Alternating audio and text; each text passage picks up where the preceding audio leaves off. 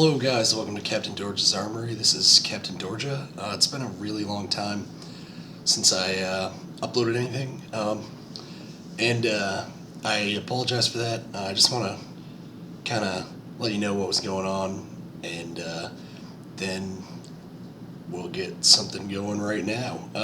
So what happened was when I got back from my 70-day trip at sea, I was only at my house for a couple of days. That was when I put up those really early War Thunder Tanks videos about a month and a half ago now. It's been a long time. And I went to my friend's house in Pennsylvania for about a week, and then I went to my parents' house in Maine. I was going to stay there for about 2 weeks, come home to Virginia for a week, and then go to California for a week. I ended up staying in Maine an entire extra week over Memorial Day weekend to spend time with my whole family, who I haven't seen my whole family at once in about 2 years, maybe a little bit longer than that even. So that was what happened there. The other thing was that the internet in Maine was so god-awful slow that I basically couldn't use it at all. I brought my desktop to Maine with me so that I could make videos and upload them while I was on my vacation, but the internet was so bad that it wouldn't have been possible to do.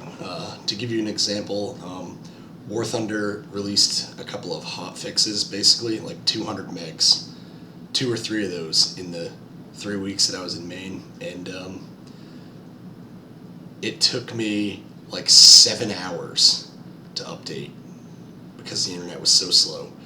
So I was able to play a little bit of Tanks and a little bit of War Thunder, but only on my laptop because my sister lives in one of Maine's towns that's actually got some people in it, and she has a 50 megabit per second connection there. So I was actually able to play a little bit, but when I was there, I had good internet, but that computer doesn't have any of my software on it, and it just wasn't configured. It was a brand new laptop that I'd only had for about 10 days or something, and I hadn't got it set up and ready to go. So I wasn't able to do any videos when I was in Maine, and when I flew out to California, I only took the laptop, and the laptop still didn't have any of the software on it. I drove from Maine to Virginia, and then the very next morning flew to California. So basically for about the last 6 weeks, I've driven about 1,500 miles, more like 1,800 miles, to 2 different states, and then I flew to California and back. So I've been going to a lot of places and doing a lot of fun stuff. So while I've been doing that, it just wasn't working out. I either couldn't bring my PC with me, or the internet was so bad that there was no way I was going to upload big videos. So yeah, that's what's been happening with that. But I'm back in Virginia, and I don't know when I'll be at sea again. So I'm gonna try to get back into doing some videos more regularly. And I've got a few that I want to show that I've got a few that I want to show that I got when I was in Maine and Pennsylvania. And I'll be looking for some War Thunder ground forces and some air forces in War Thunder. And another thing that I've been fiddling around with the last couple of days is a Star Citizen. The Arena Commander thing is out, which is pretty cool. I'm really bad at it. I've only tried it twice. I'm trying to use my joystick. Luckily for me, my joystick is one of the ones that comes pre-programmed in Star Citizen, so it works pretty good. It's a cheap Logitech Extreme 3D Pro, so yeah, it's nothing special, but it works pretty well. I just suck at using it, and Star Citizen is pre-configured for that joystick, which is nice. You can't adjust the keybinds or sensitivity, which kind of sucks a little bit, but at least it's a joystick that you can actually use. So we're going to get some Star Citizen Arena Commander once I feel like I'm competent enough to record it, doing a lot more than just going, oh god, this is so hard. Yeah, so Anyway, guys, we're going to take a look at a pretty fun battle I played in the T69 while I was on vacation. This tank is so good. I like it a lot. I've got it fully upgraded, and what I choose to run on this tank for equipment is I run vents and vertical stabilizers. Vertical stabilizers because you want to be able to fire this 90mm autoloader gun as quickly as it loads, but the aiming time is almost 3 seconds and the shell loading time is 2 seconds. So we have that vertical stabilizer to be able to empty our clip faster. And we have improved ventilation for primary reasons of reloading the clip on the gun faster, laying the gun on the target faster, and also it just improves all other skills for every member of the crew on the tank. Quick look at the gun stats. 90mm gun, 4 shots per clip. 2 seconds to load the gun between shots in the clip, so we can unload our full clip in 6 seconds, but the aiming time is 2.9 seconds. And so if you want to just kind of guarantee hits on like a stationary target where you can just fire as fast as you can, it's actually going to take you about almost 9 seconds to fire all 4 shots, which is still really, really fast. Add to that this gun completes a full reload cycle in only 27 seconds. That's really nice. It gives you a lot of flexibility to reload your gun when it's only partially empty, and it gives you a much better chance of surviving like an in-combat reload and actually being able to put steel on target instead of dying. Like if you're in a 50-100 and you get caught reloading, you're probably going to die. If you're in a T69 and you get caught reloading, a lot of the time you'll only have to survive about 10 seconds, and then you can lay down about 950 damage. I think the alpha of 240 gives you, I think, 960 in a clip, which is pretty good. I mean, it's not 1800, that's not 1600, but it's only got a 27-second clip reload, which is awesome. Penetration of 173. A lot of people, pretty much all T69 drivers, complain that is inadequate. I have found that to be more than adequate. This thing is incredible. I almost never use my heat clips. I do carry 3 of them, and usually what happens is that I run out of standard AP and I have to fire heat, but I still have a lot of standard AP clips, so it takes a good game for me to run out and drop into the heat. The other time I'll use the heat is when it's absolutely critical that we get penetrating hits, like if I were, say, trying to reset a capture against like a T28 prototype and I had to shoot from the front. I'd reload heat clips for that to try and save the game. I will also point out that I do not have very much crew skills on this tank. I've only got 97% on my first skill, and that skill that I've chosen to go with is camouflage because that's what I had on the T71, and I sucked at driving the T71, so these guys didn't get a lot of training. The last module I have on this tank is I use binocular telescopes because the tank has really good view range of 400 meters, so I like to use the binocular telescopes to give me a little bit of multi-role capability. You can do some reasonable spotting with the T69 once the binoculars become active, and it helps. You can support your team with a little bit more vision. And you can also locate targets for yourself, or just kind of get the lay of the land before moving in. So that's enough time in the garage. We'll get this sucker into battle. This was a fun battle on Komarin. I know that is a giant contradiction, but even a broken clock's right twice a day, so it can happen. And without further ado, let us join the battle. Alright guys, so we are loading into battle in the T69. We are on Komarin, like mentioned, and you can see it's a tier 10 battle, and there are some very good players in this match. The enemy AMX 5120 is a very good player. The FV215B183, very good player. Also the E5, good players. Relic 2, and Wallet Warriors, those are good clans. That Conqueror, that STI, nobody to screw with. And also their Pershing and their 110 look pretty dangerous. Our team, our T57 Heavy, Narwhal, that's a pretty good clan, don't screw with them. Also from Narwhal, the Yag Tiger, good player.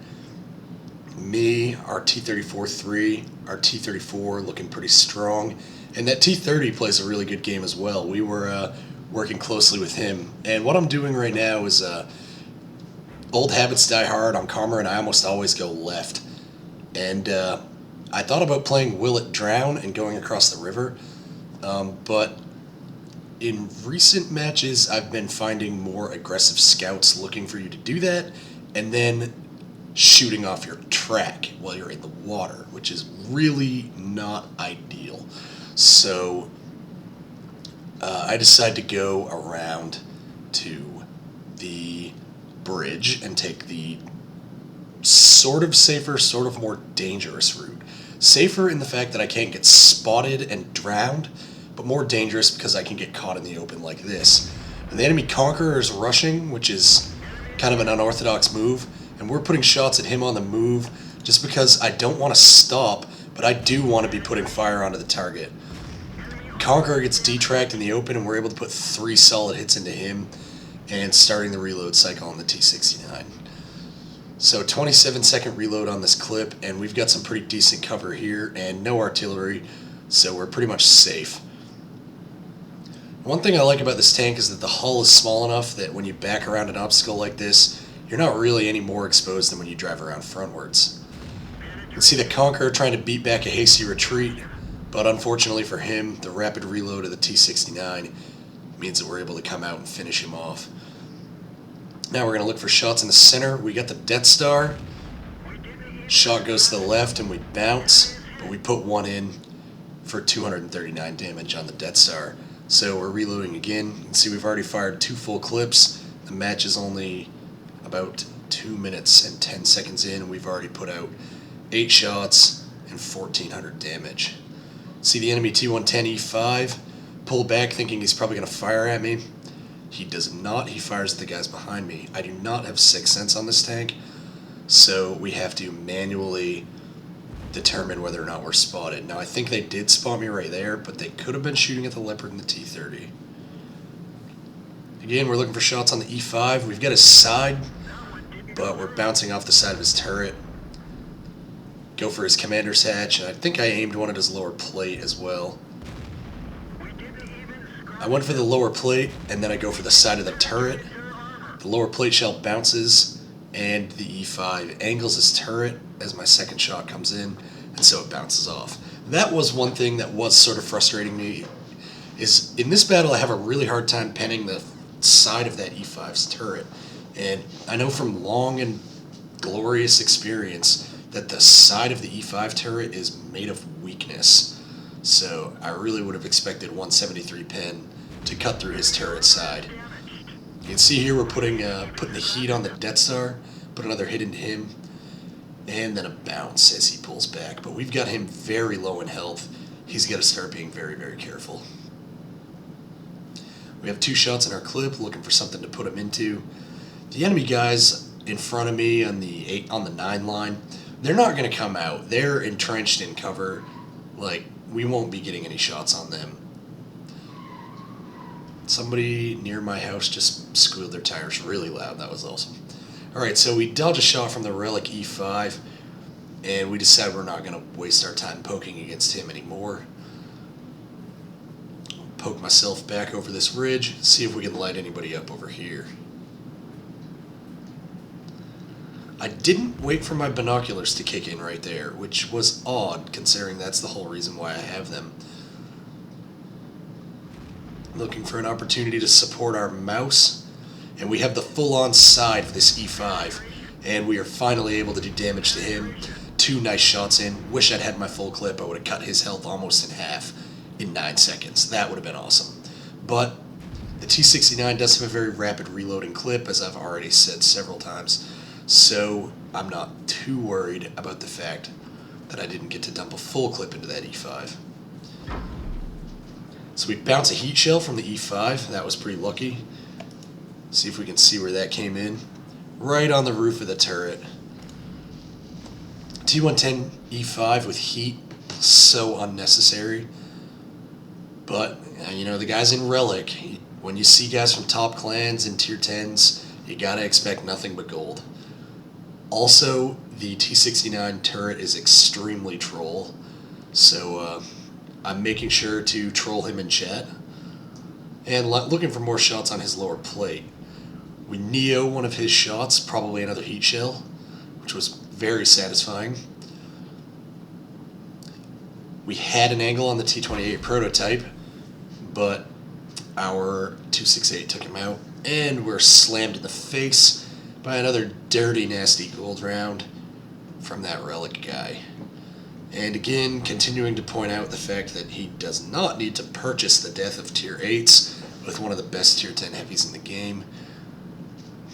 I just honestly, the gold round used in this game gets me so upset that I troll people about it as often as possible and make sure to point out to them that they're stupid and unnecessary. Anyway, at this point, a wild STI appears, and our shot goes high into the side of his turret, which kind of sucked. Leopard Proto puts a good one into him, but you don't want to trade with an STI when you're in one of those. I went for the D-tracking shot on that guy, but failed. And now he's pretty well firmly entrenched in that building. So it's pretty unlikely that I'll get any more shots at him. And unless I load up my dirty, nasty heat rounds, it's pretty unlikely that I'll be able to damage him. So we go back to poking the middle. And this is why I keep binoculars on this tank. I can do stuff like this. I didn't spawn anybody in the middle there, but I did let my binoculars come up. What we do see, though, is a T30. We put one into him. We're going to wait for him to come around the building. Unfortunately for me, he stopped. So I led for his hull, and he stopped, and I think I hit him in the tracks. But now we're reloading, and the STI could shoot us, so we pull back into cover to complete our reload cycle. Let's see, we're down to just 2 standard clips. STI is looking at us. Luckily for me, he doesn't aim, and he misses. The T30's back in vision. He's showing his side. T30 misses us. We put one into him, and he's back in cover. Waiting for the T30 to poke again. I think he'll poke pretty soon. I don't have to worry about getting arty'd, so I'm just going to stay right here and wait. Granted, that T30 can pretty near one-hit kill me, but I think I can actually probably put 2 shots into him and kill him before he can put 1 into me. Whew! And there you go, the troll armor on the T69. We bounced a T30 shell. Let's just pause that real quick. Pause. Where did that shell hit? Right on the front of the turret, right there. Bounced off. You can see the heat shell from the E5, and then that is a 155mm bounce. That's intense.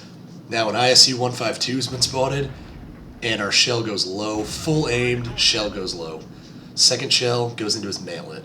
So 2 shots on the ISU, no damage done. That sucked. But we're still having a pretty good game. We've done almost 3,000 damage, killed a T30. We didn't kill a T30, actually. What did we kill? Killed a Conqueror. So, I mean, we're doing pretty good. Down to my last clip of standard armor-piercing ammo. And at this point, I've decided that my team really needs to push the tempo. I've got a T30 backing me up, and I've been watching this T30, paying attention to him, and he was doing good. So I'm confident that he'll support me. Find the T69 and kill him. Pull back into cover. Do not want to be taking hits from an ISU 152. Now the battle's pretty even. We have a Yag Tiger and a 268 camping the woods, an IS-8 on the other side, and a T30 backing me up as I push. They've got a 5120. Both of their relic guys are dead, so that Wallet Warrior's 5120 is probably the single most dangerous enemy. But the ISU and the Pershing are pretty good as well. So we're going to have to watch out for them. That 110, he's no laughing matter either. This is still anybody's game. I'm trying to play it coy here and spot this ISU. I've realized just now that right there I didn't even let my binoculars kick in, so I'm not taking advantage of the models on my tank. Now I thought about going up to shoot that Pershing, but he's got a tier 9 TD, a tier 10 TD, and a tier 9 heavy that are going to block him from pushing off that island. And if I had gone up there and shot him, I would have probably just got hit in the back by the ISU. So I decided not to. Instead, I move on the ISU, put 1, 2, 3 into him. He fired an HE at me, which was a little weird.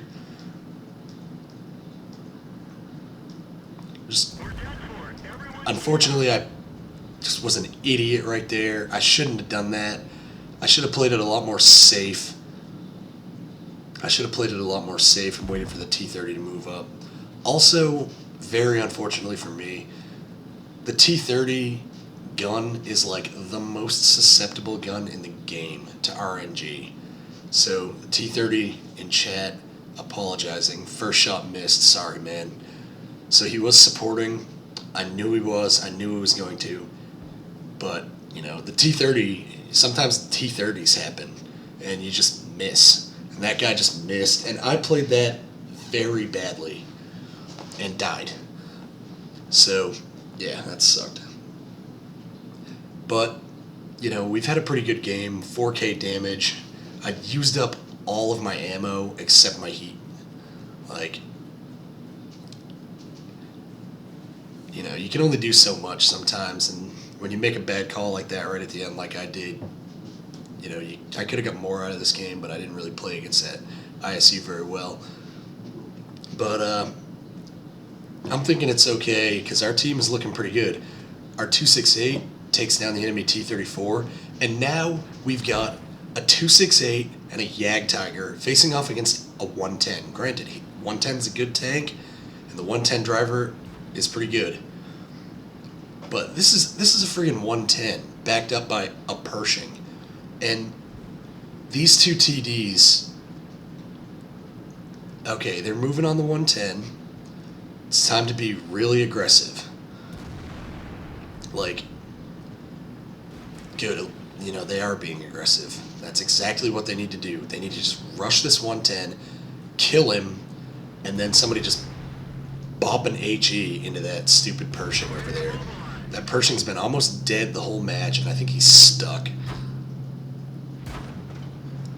That looked like a shot from the 5100.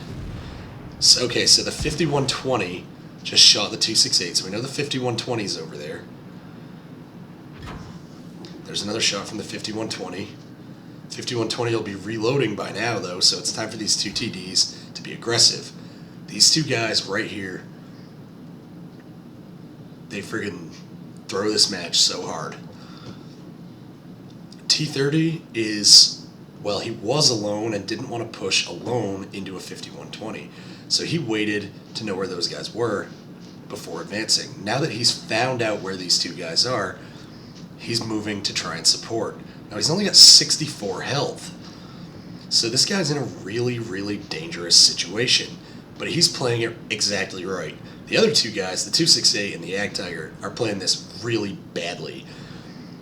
We know that the 5120 is diverting to go deal with the T30, and there's only one Pershing backing this guy up, and he's on super low health. So those two TDs, they need to be aggressive. Plus there's only 1 minute and 30 seconds left. These guys need to get their asses moving and attack. But instead, they're friggin' camping. They camp in C2, let the friggin' T30 die, and then they're still not moving. There's 1 minute left. And these guys are just holding their dicks. Like, they've got 60 seconds to push 2 one-shottable tanks. They need to drive as fast as possible onto that road, straight into the middle, and kill. And what are they doing? They're dorking around. They're driving through swamp. The 268 is throwing away his speed. Like, I think, well, the 268 driver's not very good. And the Yag Tiger guy, I think he got the numbers he got that he gets in XVM from being really cautious. Because look at this!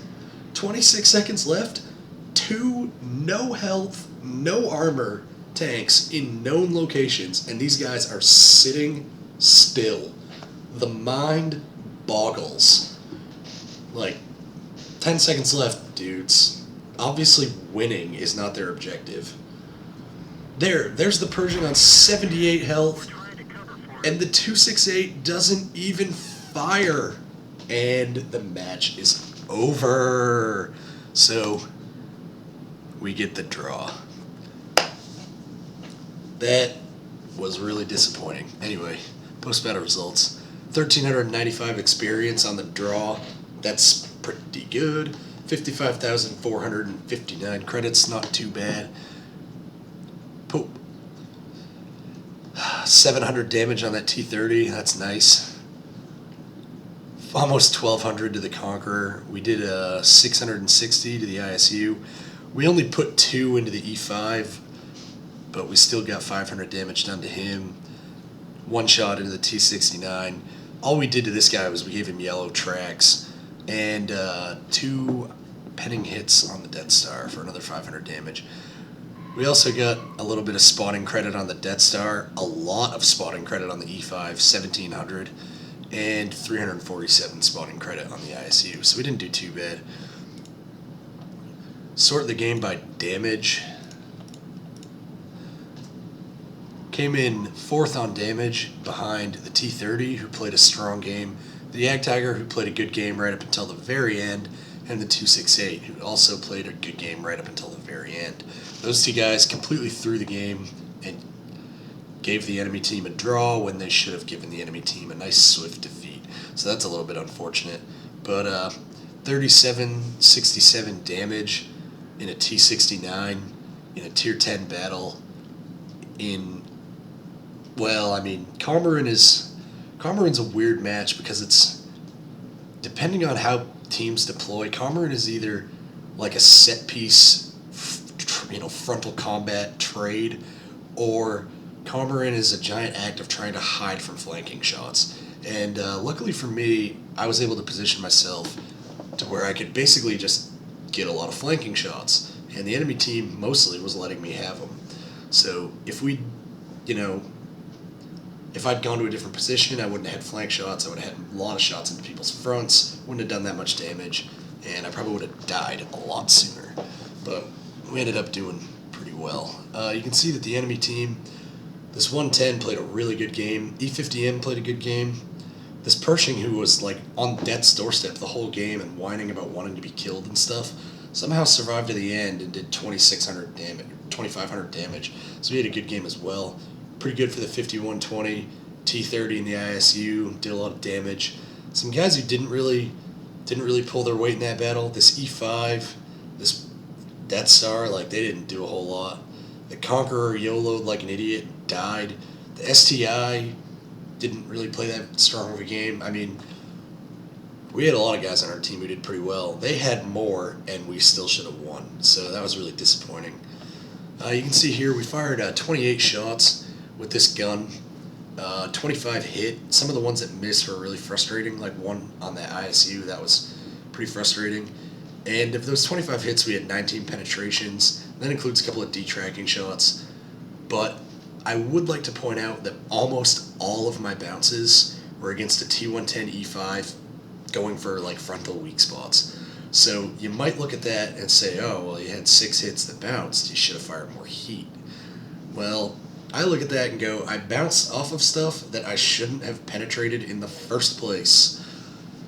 There's a thing called game balance, and I like it. Game balance makes the game better for everyone. So, yeah, I'm willing to accept the fact that I didn't penetrate the front of a T110 E5 with my tier 8 medium, and I'm willing to accept the fact that when I hit the mantlet of an ISU 152, it didn't penetrate. That mantlet is really armored, spaced armor, module armor. It's just tough. You shouldn't penetrate it. And I'm willing to accept that when a shot goes wide and hits the glancing top of an STI, that I don't pen it with a tier 8 medium. STI is one of the thickest armored tanks in the game. A tier 8 medium should not pen an STI when it shoots it in the wrong spot. So all the shots that I bounced, I'm actually kind of glad that they didn't go in. Well, the side of the E5 turret, that was a little BS. Those kind of should have gone in. But the ones that, like, angled side of the T110 E5 turret, shouldn't pen that. T110 E5 front haul, I shouldn't pen that. top of the turret of the STI where that shell bounced off of him. I shouldn't pen that, so I'm not upset that I did. We still did a lot of damage. We received 5 hits, only 2 of them bounced, which was awesome that we were able to troll a T30 gun like that. That was hilarious. We managed 2,600 resistance damage, which is pretty good. I'll take that. You can see that because I didn't fire dirty nasty heat rounds, even though I fired 28 shots, my ammo bill is only 7,000 credits, and my repair bill is only 12 or 11,500. So we still made a tidy 37,000 profit. Even with a standard account, we would have made 18,000 profit on a draw. That's pretty good. So if I'd fired heat there, I probably would have lost like 40,000 credits. Instead, I made 37,000. So I'll definitely take that. And without courageous resistance, because we didn't get any hero at battle awards, we got almost 1,400 experience. So that was pretty nice. So guys, I hope you enjoyed that replay. I definitely enjoyed that battle. It was really, really incredibly super frustrating at the end when those 2 jackwagons and the TDs didn't just kill like they should, but whatever, it is what it is, and I still had a good reward out of it, so I wasn't, even though I was incredibly frustrated, I wasn't too upset. Kind of one thing that's happened to me from playing War Thunder is that now in World of Tanks, when I have a big game, like that was a pretty big game. If my team loses, as long as I get decent reward for having a big game and like losing, I'm not happy, but I'm not upset either. I'm kind of neutral. Back in the day, if that had happened, I would have been like seething, and I would have had to have gone and played like Final Fantasy for like 3 hours while I cooled off. But now I'm just like, yeah, all right, well, whatever. It was a good game. I got 1,400 experience and a lot of money. Let's play something else. And then I'll hop into like my T30 and go kill people. So yeah. Anyway, guys, I hope you enjoyed that. I definitely enjoyed it, and it's nice to be back home. It was nice to go on a giant vacation and see all my family and both of my best friends, and I had a really good time. But I'm back in exotic Norfolk, Virginia, looking to play some video games and put some stuff on YouTube. So guys, if you like that, give me a thumbs up, comment, whatever, subscribe. And until next time, just remember, guys, you can never have enough big guns.